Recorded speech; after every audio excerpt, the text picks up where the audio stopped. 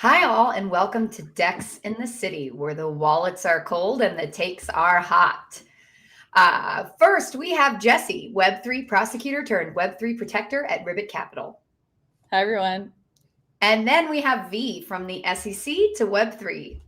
Hey. And I'm your host, Catherine, or KKB, or KK, fluent in TradFi and conversant in deep tech over at Starkware. We are going to dig in, but before we get started, here's a word from our sponsors that make this show possible. Are you a builder who needs to add on-chain trading to your product? The Uniswap Trading API from Uniswap Labs offers plug-and-play access to some of the deepest liquidity in crypto. It's on-chain execution at an enterprise level. More liquidity, less complexity. Visit hub.uniswap.org to learn more. Before we get going, remember, we're lawyers, but we're not your lawyers. Nothing you hear on DEX in the City is legal or financial advice, and it doesn't create a legal attorney-client relationship. And for the fine print, as always, check unchainedcrypto.com. So let's dig into the good stuff. So this is a topic that if you're a lawyer, you know way too much about. For many years in crypto, the main fear was regulators, like regulatory lawsuits, SEC enforcement, DOJ indictments, CFTC actions. Now that's all quieted down. We are happy about that for the most part. But new troubling players have stepped in to fill the void. And these players in many ways are more annoying than regulators. So what do we mean by that? We're talking plaintiffs' lawyers. So these are lawyers that represent the plaintiffs, the party that is doing the suing in civil litigation. So not government litigation, not lawsuits with the government. Sometimes in a derogatory sense, people call plaintiffs' lawyers ambulance chasers. And on the other side of the fence, I did note that the National Plaintiffs' Law Association calls plaintiffs' law a legal practice dedicated to representing people that have been wronged or injured. So there's a spectrum. Both can here. be true. Yeah. Both can be true. The truth is probably somewhere in the middle. We're seeing a ton of lawsuits in crypto, and we're probably actually going to see a lot more as prices go down, with volatility. And we're seeing dozens of class actions, terrorism lawsuits. Like, this is basically all turning sexes and prediction markets into the next legal third rail. So I want to give one more basic definition before we dive in, because I think a lot of people don't understand this. What is a class action? What are we talking about when the lawyers talk about class actions? And whenever they refer to a class action, usually they're trying to scare people, or they're scared of class actions. This is a lawsuit where a small number of people represent an entire group, all who have usually shared the same injury, or where their circumstances have similar questions of law and fact. So you may have gotten notifications like, do you want to join this class action because you used Facebook when they were using facial recognition? Or do you want to opt into this class action because you took this medicine in 2006? So you as an individual person can choose to opt out or share the rewards. Class actions are huge. Historically, they've become more and more prevalent, and they've also grown in size. And they're usually a US thing, which is no surprise because we are an extremely litigious country. But other countries have actually somewhat followed our lead to allow consumer organizations to bring claims on behalf of customers. And the broader concept of group litigation actually came from medieval England. So it is England's fault. I'm just going to say that for a minute. I think we're going to dig into a few examples of ongoing crypto class actions and how you can learn from those in a minute. But before I do that, I want to pass it off to Jesse to add some more kind of context about civil litigation, especially given her background as a government prosecutor. Jesse, what's your thoughts on the civil environment right now? I love legal history and the fact that this did start in England, and we actually took it over pretty quickly in colonial America. I remember this from my legal history class in law school, and the English got rid of it for a while, but we kept it throughout, and it's become like a real American thing. And I mean, there's a reason that people look at it as like a really emotional way to take big bad companies to court. I mean, we've all hopefully seen Aaron Brockovich, and it has helped a lot of people. You can think tobacco, Monsanto, big pharma. Anytime you're seeing a big giant corporation be held with their feet to the fire with a big billion-dollar payout, it's likely a class action. So there is really important aspects of it. Like if you were cheated $5, $10 by a bank, you might not want to bring a big case. But if the bank did that to millions of people, that obviously is unfair. And this gives the opportunity to real individual people to say, we're going to work together and go after this. And in many ways, companies aren't fully against it, because if you create a class and the company like sort of it gets to the class level and the company goes forward to litigation, they're sort of saying to the class, like, look, unless someone opts out, they're going to have to like go with what happens here in the class action. And so there won't be a bazillion different lawsuits brought. So there's definitely good and bad, but it also can be abused, which we are seeing very, very much in the crypto space. In fact, there's been like dozens and dozens cases just filed this year. Stanford has a pretty good tracking system here. So I think it's important to understand there's a lot of benefits here, but also plaintiffs' lawyers are very creative. And, you know, you can say what you want about plaintiffs representing the desires and needs of victims that, you know, can't bring the cases themselves. And there's something to that, but plaintiffs' lawyers also get big payouts here. So there's a balance in how we think about what the opportunity is here and how it's going to impact crypto.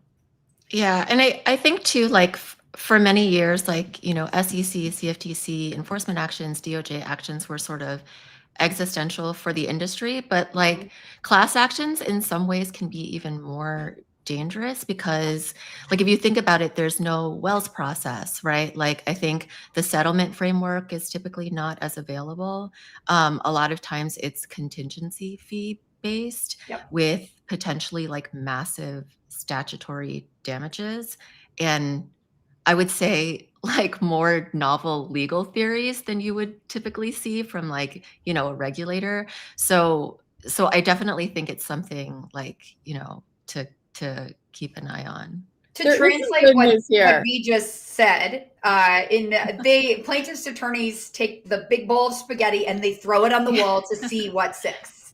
And government, you children, like, okay, you know, that's the best way I can describe it. Okay. And government, you know, regulators, they're often more strategic when they bring lawsuits. You know, they're not going to bring a claim that can't be proven, full stop. Like it's a waste of their time. They'll add several. Yeah. And they have like political considerations. Exactly. Right? Like so they don't want to spend their political capital on just like any case that like walks through the door. And I like you can't say that about some plaintiffs' lawyers. So exactly. Unfortunately, and I don't mean to put all plaintiffs' lawyers in the same bucket because they're not all alike. You know, they definitely have a different moral compass across the spectrum, as do crypto lawyers, of course. But really, they are less strategic and they will sue at the drop of a hat, especially because there's a motivating factor here that we've alluded to. And it's the fact that sometimes this is kind of settlement bait. Like some companies will pay to make lawsuits go away. So there's a sense of kind of, we're going to make your life painful unless you settle. And, you know, there's a mathematical calculus here when you're looking at strategy with plaintiffs' attorneys.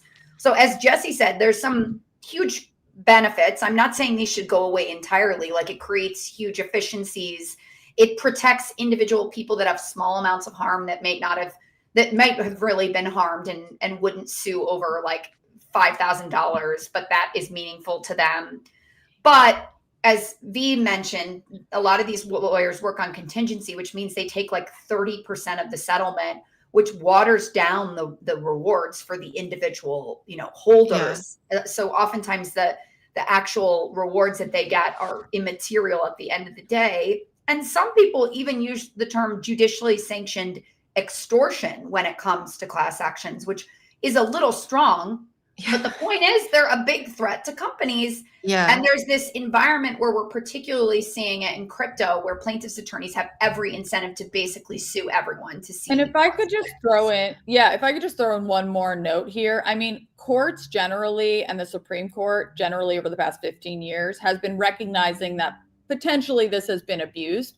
And in order to get a class action sort of moving forward in a system, it has to overcome a barrier that other cases don't have to overcome, which is essentially the class needs to be what they say certified. And that means it needs to hit like a number of conditions that we don't need to go through here. If you're interested, you can read Federal Rules of Civil Procedure, but you need to prove a number of things. And the Supreme Court in particular has made this harder over the past like 15, 20 years. Yeah. I'm sure every lawyer here has heard of the case Walmart v. Dukes, which just essentially was going to be like the biggest class in the history of America suing Walmart for discrimination. And the Supreme Court made it a lot harder to certify that class. And generally that has impacted the number of class actions. There's also a case that came out over the past few years that says you can write into arbitration clauses certain things that prevent class actions. So they're actually reducing, but as we've been saying and alluding to, like plaintiffs' lawyers have had to become extremely creative and will continue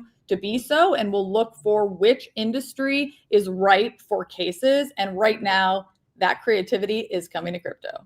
Yeah, especially as not to be Debbie Downer here, but especially as prices drop, as there's volatility. Well, that just means more people like potentially like with losses or being Yep. harmed, right? So that makes a lot of sense. I think there's also like a really interesting policy aspect, at least when it comes to both the securities laws and the commodities laws. Mhm. So unlike a lot of other federal statutes, when Congress passed the securities laws and the commodities laws, they specifically created a private right of action for certain types of securities and commodities laws violations, right? Like most federal statutes do not allow for that.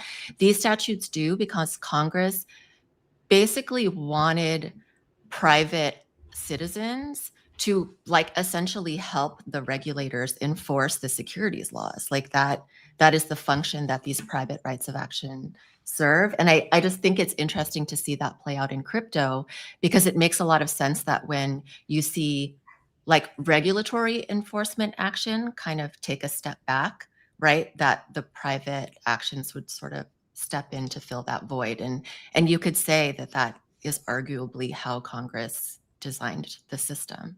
And So I that's think a that's great kind of an point. interesting policy aspect too. I want to step in and explain really quickly what V means when she says private right of action. That's the legal right for an ordinary person to sue when a law is violated. So it means that you, as John Doe on the street, can go to court to enforce a law rather than having to wait and rely on the government to do it for you. So some laws give anybody that right. Other laws, just the government can bring the lawsuit if the law is violated. So that private right of action, if it exists, it opens up exactly what we're talking about: civil litigation, class actions.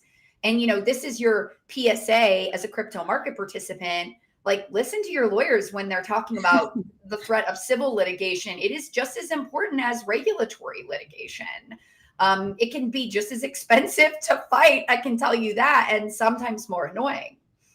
So on that point, I want to move to a couple examples that we can touch on really quickly of like what we're seeing real time in crypto with the civil litigation environment.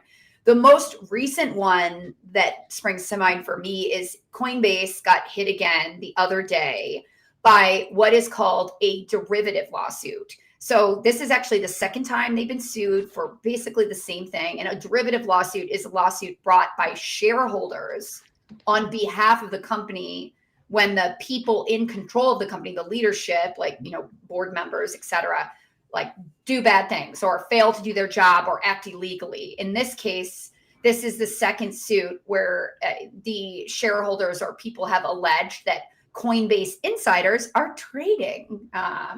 Refresh yourself on last week's episode. So these plaintiffs are saying, look, like insiders basically prioritized their own wallets over the company's future.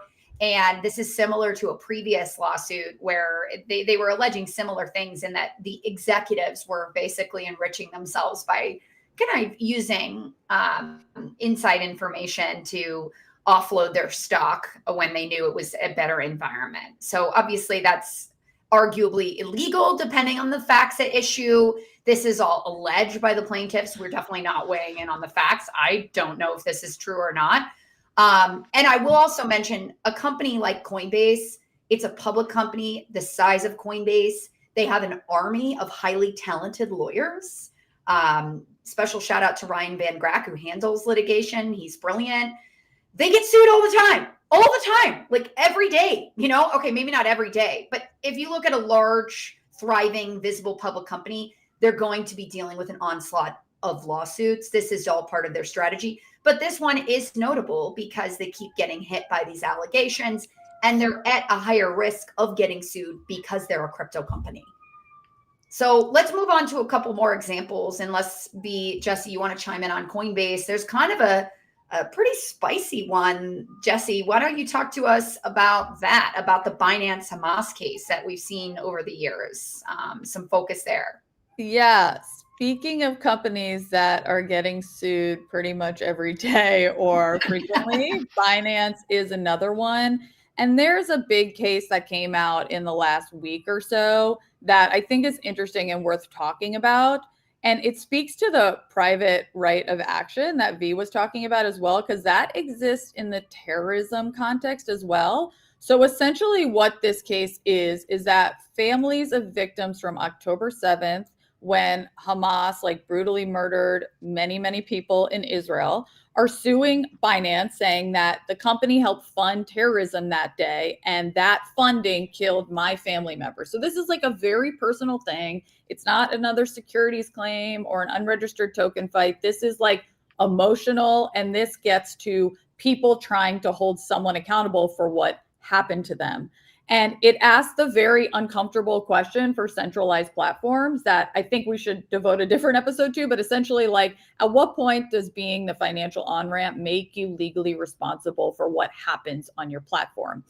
Quickly on what the plaintiffs are claiming, it's just the allegation phase, but it's that Binance knowingly provided substantial assistance to Hamas by running a really bad AML KYC program, knowingly letting nested accounts that are used by Hamas-linked brokers on the platform, which we can talk about, and a number of them are public, internal chats that were on Binance, compliance staff sort of knowing that this happened, quote unquote. And what's interesting is that a lot of this relies on the DOJ case that already happened and the allegations that were admitted to by CZ and others in the course of that investigation. So they're essentially saying Binance's very business model created an ecosystem where Hamas could reliably move money.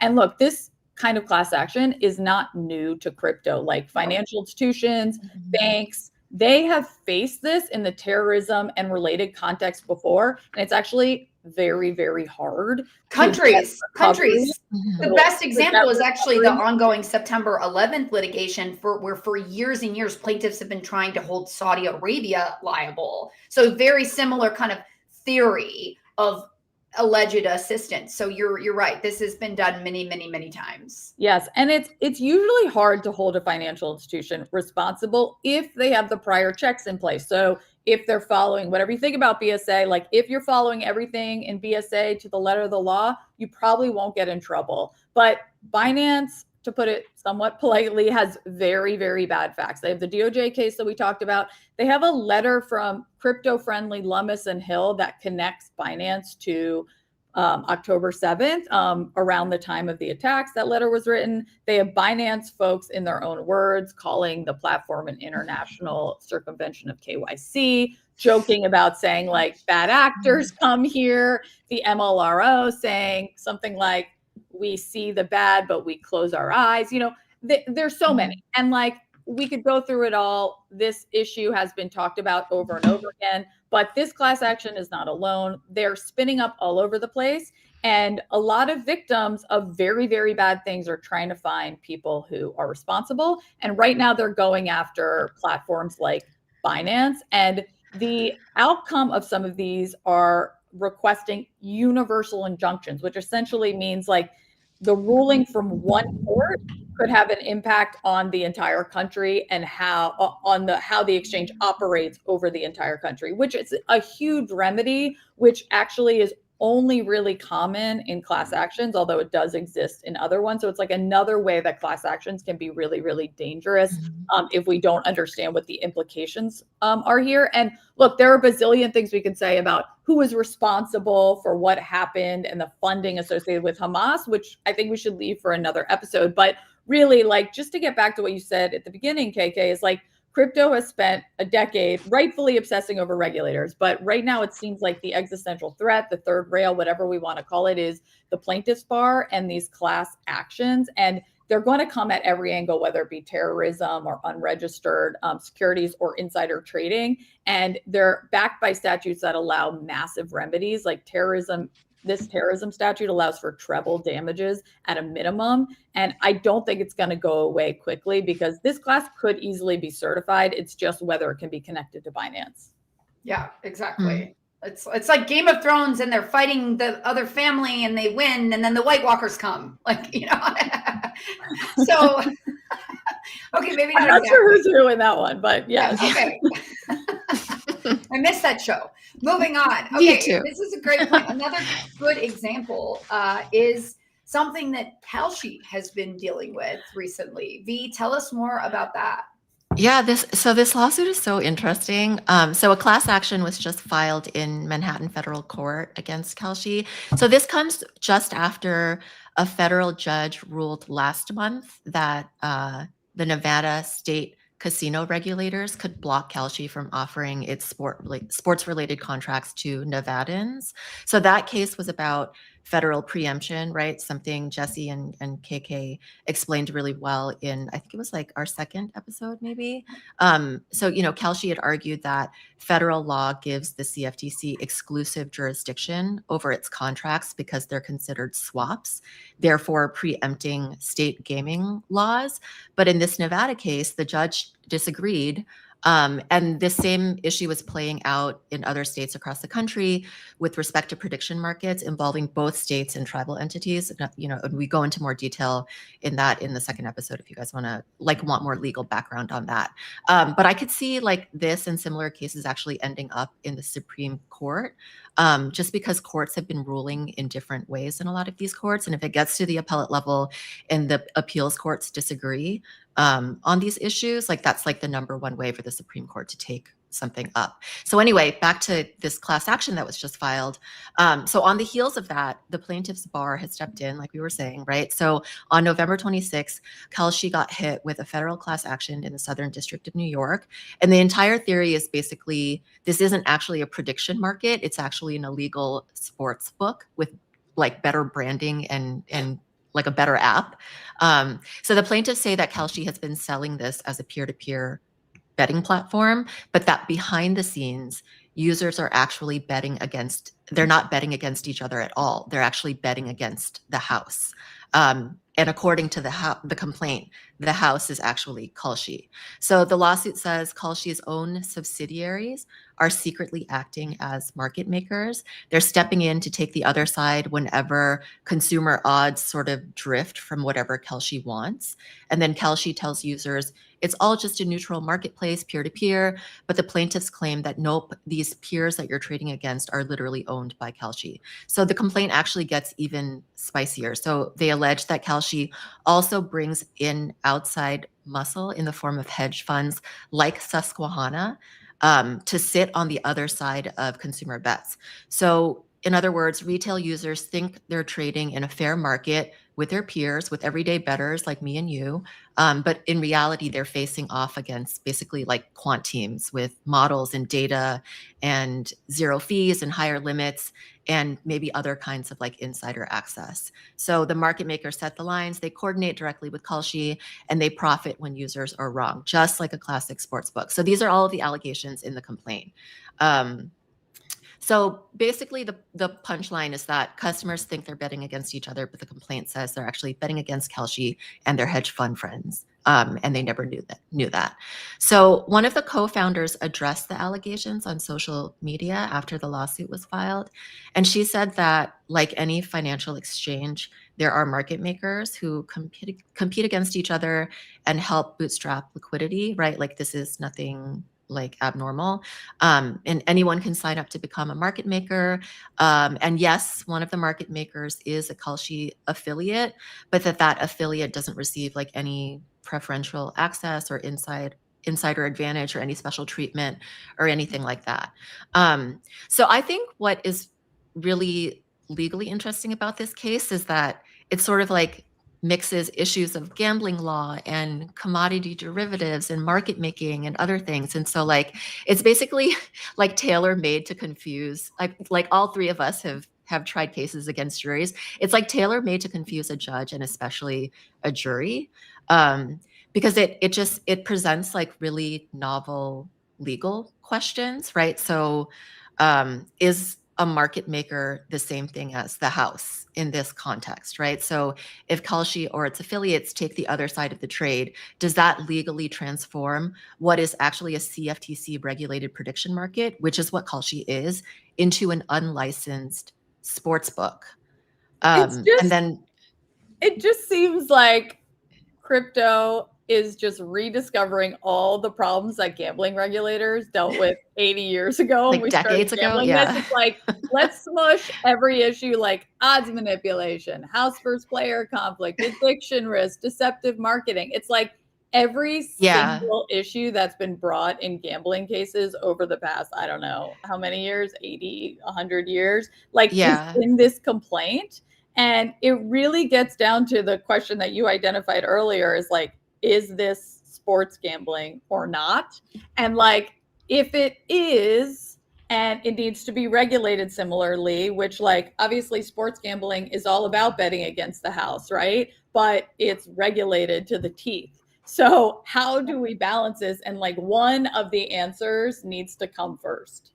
Yeah. And I think that's Kalshi's strongest defense, right? Is that they are regulated by the CFTC. Like they are a registered DCM or designated contract maker. And I think that's going to be like a market, sorry. And that's going to be, I think, a powerful defense for them because they have CFTC oversight, right? You can make the federal preemption argument. And then, like if you're talking about that sort of platform in that context, market makers are literally how like all US exchanges function, right? Like CBOE and CBOE, where you used to work, KK, CME, all ICE, like every exchange uses market makers. So like, I think that is probably their strongest argument. I think that's the plaintiff's strongest argument is Kalshi's, the opposite, sorry. It's the plaintiff's strongest argument and Kalshi's, I think, strongest argument, the plaintiff's weakest argument, sorry. And I think the plaintiff's strongest argument is what you just alluded to, Jesse, which is the like misrepresentation or like consumer protection argument, right? So like if the plaintiffs can credibly argue that Kalshi was misrepresenting that this was peer-to-peer, right? And they didn't properly disclose that like there was a Kalshi affiliate that was doing market making or that there were market makers involved at all. Like if that wasn't properly disclosed, I think that they could have a strong claim with respect to like the consumer protection and misrepresentation claims. But I think the fact that they're federally regulated is a really strong defense. Everything comes back to disclosure, as we've said before. And it's a really good point. This is going to be an interesting one to watch.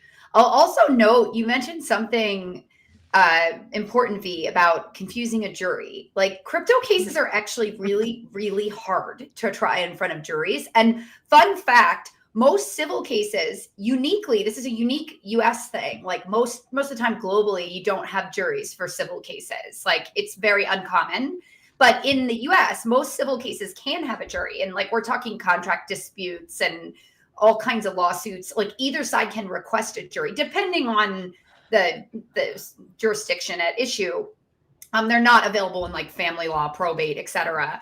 But when you have a jury involved, you need to break all of this down into English in that the jury will understand. And I mean, juries, most average people are not going to understand prediction markets or crypto or the kind of things that we're talking about on a day-to-day basis. Well, think about the MEV case when the jury was like crying. It's very confusing. This stuff is confusing. But I actually think that works. That helps the plaintiffs here because they're just going to hear gambling, right? Yep. And so the jury, they get that. This gets to a jury. Yeah. Who knows? The class still needs to be certified, as we talked about, et cetera. But like they're going to hear like, this is gambling. What are you talking about, CFTC? And like, I guess and everyone I think thinks that like casinos are totally rigged, right? So like that is what is going to appeal to them, like emotionally. Anyone who's lost like too many scratch off tickets, like they're out for blood.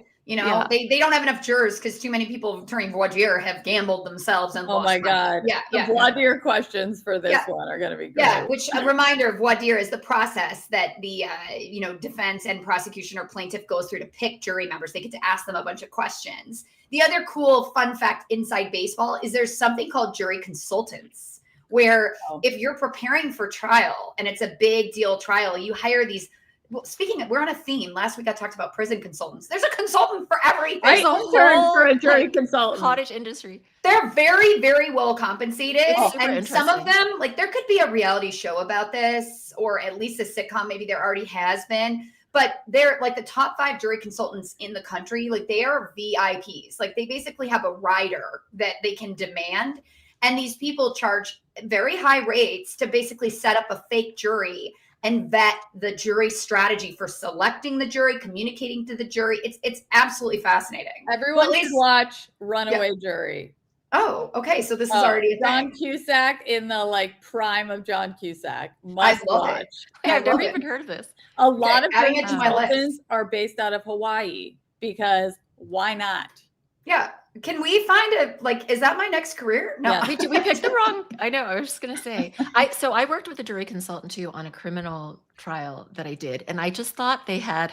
So first of all, like the coolest job ever, and also like a lot of their insights were super fascinating. So like one thing I always tell people, like when like we're waiting for a jury to return a verdict or something. So something I learned from a jury consultant that I thought was really interesting is that the magic number is 3, right? So like in a federal jury, you have 12 jurors and the verdict, whether it's acquittal or conviction, it has to be unanimous. Every single person has to agree one way or the other for there to be a verdict, For right? criminal cases. So yeah, for criminal cases. So the magic number is 3, meaning if you have at least 3 holdouts, they can stick to that.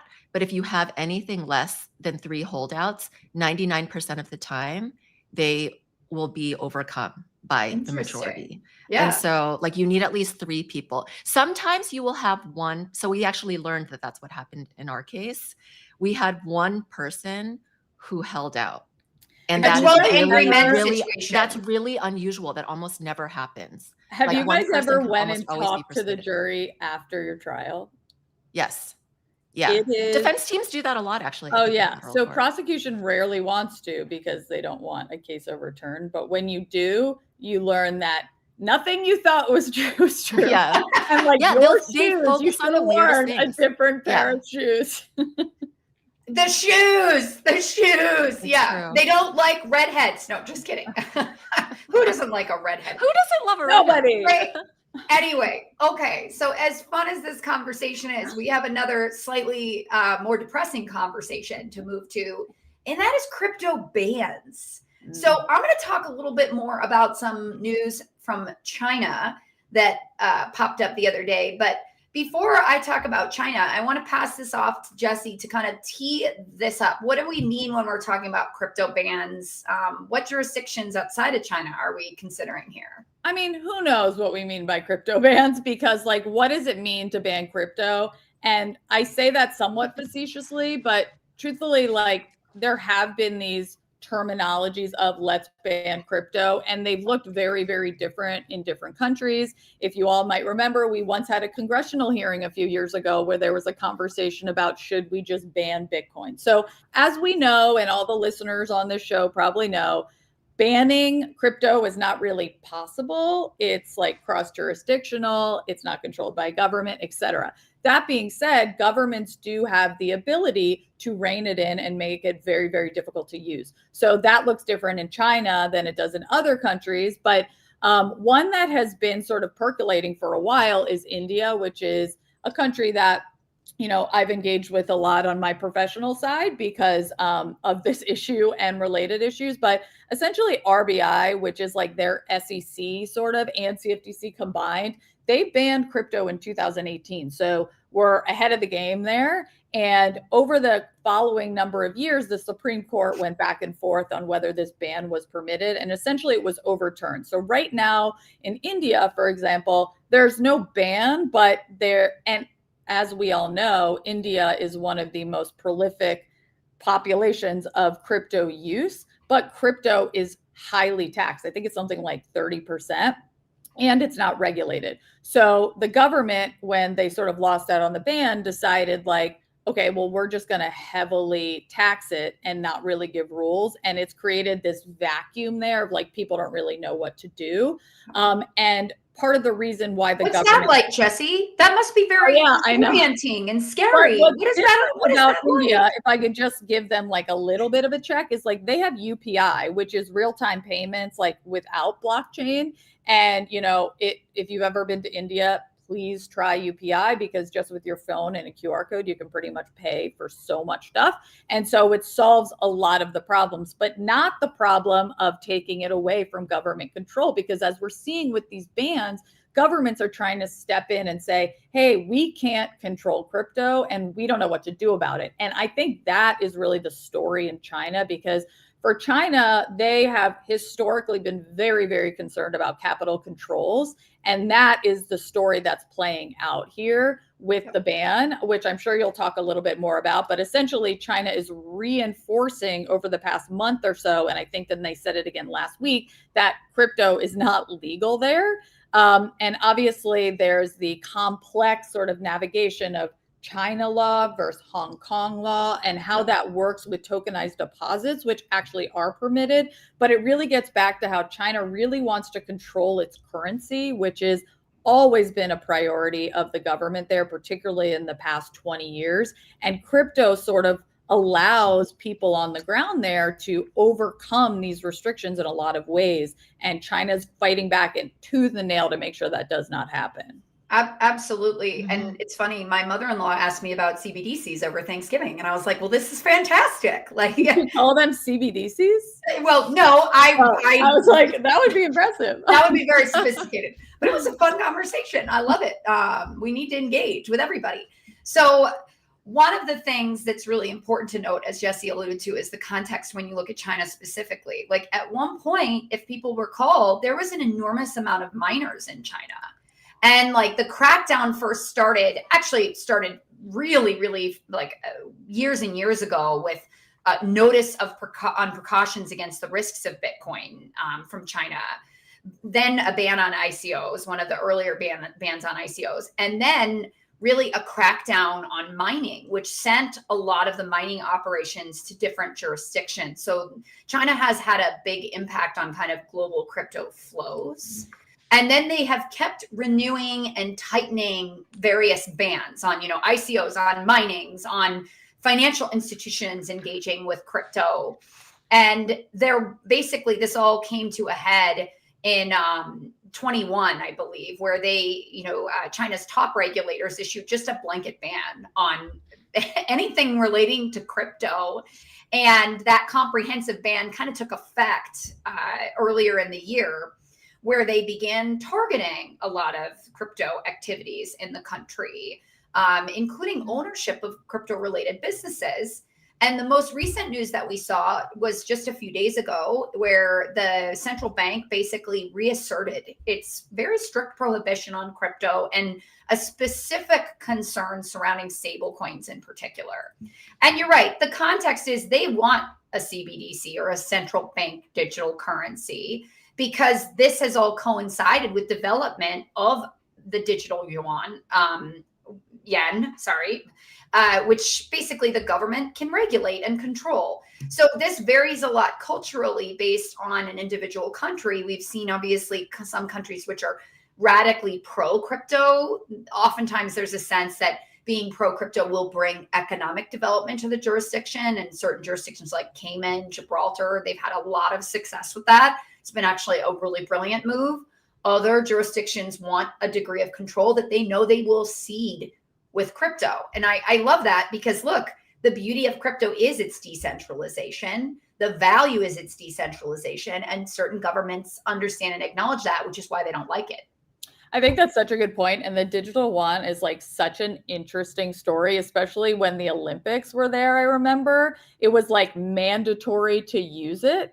And so there were all these inflated numbers about how many people like loved using it, when in fact, like after the Olympics, like it was barely utilized. So it's this technology that actually China is way ahead of a lot of other countries are in developing, like better or worse, they have figured out the tech and they are trying to enable it. But I think I looked this up right before this, but it's something like China still has about 14% of global Bitcoin mining hash rate, because on the local level, the local governments are getting a lot of money from this. So like, I think it gets back to the larger conversation of, can you really ban this? And a ban's going to be porous regardless. And what does it mean to ban crypto? Is mining still allowed? Are you just going to tax it like India's doing it? Or are you going to regulate it? And it does really speak to like, this is exactly why crypto is so important, because we don't want governments controlling our access to financial like tools or instruments, or just controlling our financial lives. This leads perfectly into actually our last topic, but before we get there, this is something we talked about, like the three of us have talked about years ago, but like this was, I think, the very visceral reaction people had during Chair Gensler's administration, is that there was a sense that the regulators were effectively trying to ban crypto. I had almost forgotten about that legislative hearing where a crypto ban was discussed. I mean, it feels so absurd and un-American to me to even consider that. And I think that was a very vocal point that crypto made, and not just crypto, is that this is America. If we don't understand something and we don't like something, we don't ban it, guys. Like, let's consider what kind of jurisdiction we want to be, what kind of place we want to be. And decentralization, like my favorite example to use with TradFi when I'm trying to give them some context on how to understand the value of Bitcoin is, the Black Swan event in the FX markets with the Swiss franc back in 2015. A bunch of men in a room decided to pull the peg, and they said that they weren't going to pull the peg. Bitcoin, that can't happen. Like, boom. So decentralization has value. We are seeing that not just with Bitcoin and not just with the tech, but also very much with the kind of physical technology. So V, do you want to tell us very briefly what happened the other day that is also a great indication of why decentralization matters? Poor CME got a bit of a stressful day the other day. So I'm actually not up to speed on this. Have you guys? I saw the headline. Okay, I will step in. Sorry, sometimes this happens to me because I feel like I'm in the derivatives space all the time. So long story short, I'll give everyone the TLDR. Like, basically, CME was hit by a data center problem one day. Okay. And I believe this happened, I want to say not Thanksgiving, but the day after Thanksgiving. It created a 10-hour outage. And it was all due to a data center in Chicago that overheated, it physically overheated. And it hit CME, the Chicago Mercantile Exchange, obviously the huge source of all derivatives trading, including crypto derivatives trading, hit their bond market, their commodity futures, their equity. And this was all down to this one little data center in Aurora, Illinois. Okay. Problematic. And I think that the real point of us discussing this is, wait a minute, how can CME be impacted by a physical issue at one data center in Aurora, Illinois? And this is troubling. And obviously, decentralization means that no one data center, electronic, physical, otherwise, can impact or create outages that impact, global markets. It reminds me of all our Cloudflare issues of the past few months, like that day when I couldn't get into my non-custodial wallet, but I also couldn't order my Phil's coffee, not sponsored. So I think that decentralization is essential here and it's what we need. But like, what does that mean about relying on something like a Cloudflare? Like, how do we find a way to actually not have over reliance on one platform, one cloud provider, one server? I think like that's the future we're all sort of building towards. Maybe we're not quite there yet, but if we can figure out a way to do that, that's sort of the goal here. So before we continue, we're going to wrap on this really important decentralization issue, but we need to take one more pause and we'll continue after a message from our sponsors. Hey, founders and developers. If you're looking to bring on-chain trading to your product, wallet, or platform, check out the new Uniswap Trading API from Uniswap Labs. It's your plug-and-play gateway to global on-chain liquidity. No deep crypto experience required, and no need to manage complex integrations or ongoing maintenance. With the Uniswap Trading API, you'll get enterprise-grade on-chain execution, combining both on-chain and off-chain sources for the most competitive prices. Simply put, more liquidity, less complexity. And this isn't just any API. It connects directly to the Uniswap protocol, which has securely processed over $3.3 trillion in total volume with zero hacks. So stop worrying about liquidity infrastructure and focus on building your product. Get access to the same liquidity that powers billions in swaps through one powerful API. Visit hub.uniswap.org to learn more.